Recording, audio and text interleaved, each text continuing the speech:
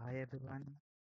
Hi everyone. In this video, I will demonstrate how to run uh, server-side script using PHP. So, as so mga ang this is our task, no? Laboratory 7, server-side and client-side scripting fundamentals. First, so we have the steps on how to accomplish this laboratory. First step is to set up our development environment. So, install SAMP or WAMP. So, ang akong gamit is SAMP, no? Let us open sa akong SAMP karon sa control panel. So, first open SAMP. So, mo na siya.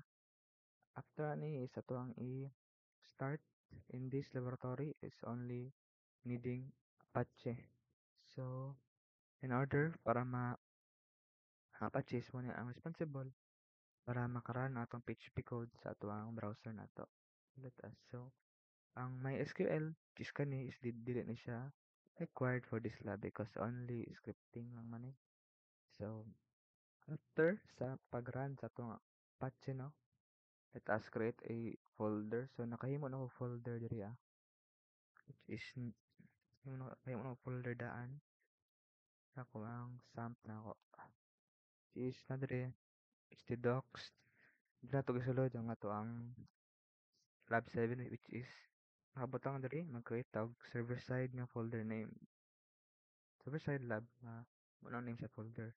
So, nakahimo na punta. Tapos, we have our first PHP script na code, no?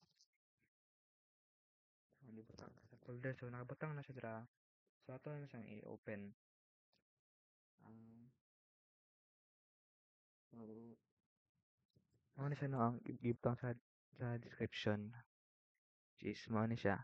So, ato dong i-run ang kating ato ang ibutang nito, ang code, no? Let's run eh. Let's try. Local host. Tapos, server-side ito enter. Server-side index.php. Kani, which is kani. Let's wait lang, no? Is this running? Okay, it's running. Let's wait because it's slow. Internet. What time na eh? Okay. 2 minutes. So, as we can see, no? As we can see, mo na eh. Naka-output niya. Welcome to my first PHP script. So, mo na no? When page loads, the browser shows only the text, which is kani. Welcome to my first PHP. Was kani. Na, naitabo ni siya tungod ah, ang ato ang PHP code is wala na tong ibutang. Muna yung execute sa tong browser na to.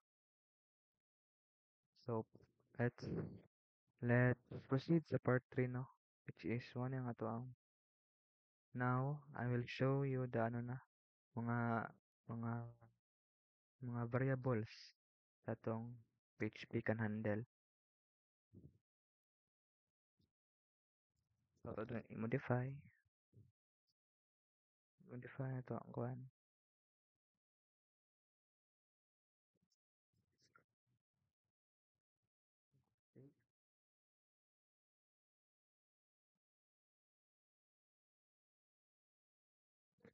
So, ito try daw. Ito ramang kong copy lang. So, mga kabutang dali, no? So, nana siya yung kabutang dali, ah. So, di ba? Pag atong, di ba, sa ato siyang refresh, nana siya nakabutang, mga name, age, value, and informations no sa user. So, muna ang mga mga variables ni PHP, no? Yung mga variables niya. So, nasa ikaw yung name, ikaw age, tapos status, tapos na po siya header 1, which is ang user information. Wala itong header 1, is kani. So, next, Next is I will show you the uh, show you uh, so mo tong server side ni PHP na ko na tong ano ang client side. So kani pattern code. So at the top of uh, uh, I create a PHP variable that stores a message from the server. Then the HTML section on the page, I use JavaScript to get the PHP value and display it inside a paragraph tag. So, mao ni ato ang add there, and that's it. So, ang i-try refresh ang to ang browser, no? So, nakabutang sa to ang tap sa to ang Andrea, may client plus server side demo. So, this message comes from the server. Mabutang ni what's happening here is that the PHP runs first.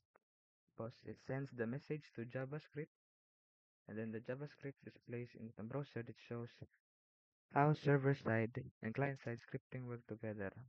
So, maulang na yung ato ang na maulang na yung ato ang output niya, and mao to siya ang ato ang gihimo sa tong laboratory 7.